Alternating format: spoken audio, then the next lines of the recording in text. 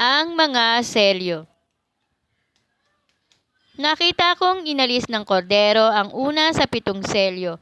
Narinig kong sinabi ng isa sa 4 na buhay na nilalang sa tinig na sinlakas ng kulog.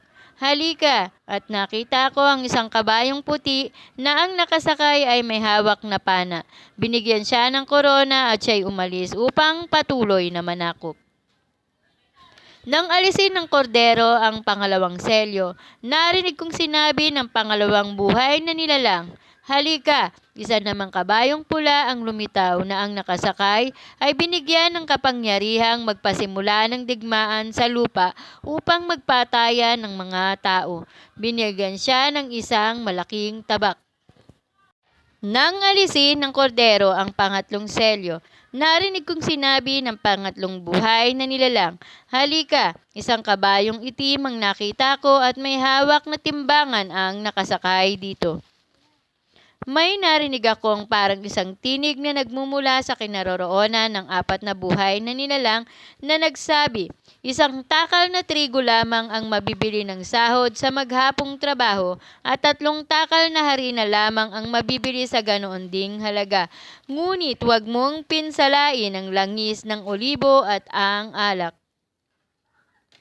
Nang alisin ng kordero ang pang-4 na selyo, narinig kong sinabi ng pang-4 na buhay na nilalang, halika!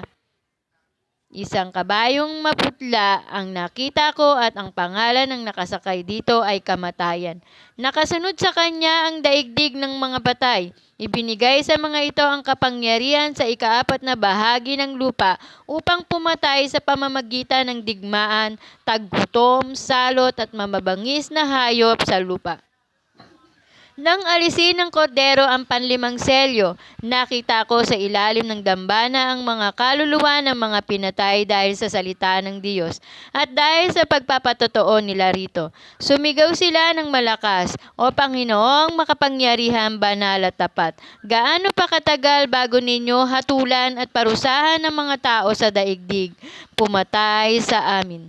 Binigyan ng puting kasuotan ng bawat isa sa kanila at sinabi sa kanilang magpahinga ng kaunti pang panahon hanggang mabuo ang bilang ng kanilang mga kapatid at kapwa mga lingkod na papatayin ding tulad nila.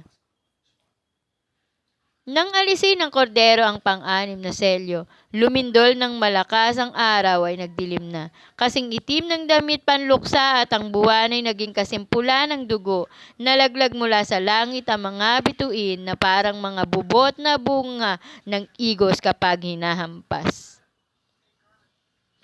Naglaho ang langit na parang kasulatang inirolyo at nawala sa kanilang dating kinalalagyan ng mga bundok at mga isla.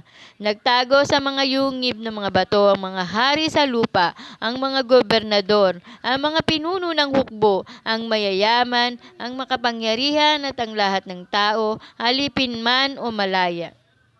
At sinabi nila sa mga bundok at sa mga bato, tabunan ninyo kami at ikublin ninyo kami sa mukha ng nakaupo sa trono at sa poot ng kordero, sapagkat dumating na ang kakilakilabot na araw ng pagbubuhos ng kanilang poot, at sino ang makatatagal sa harap nito?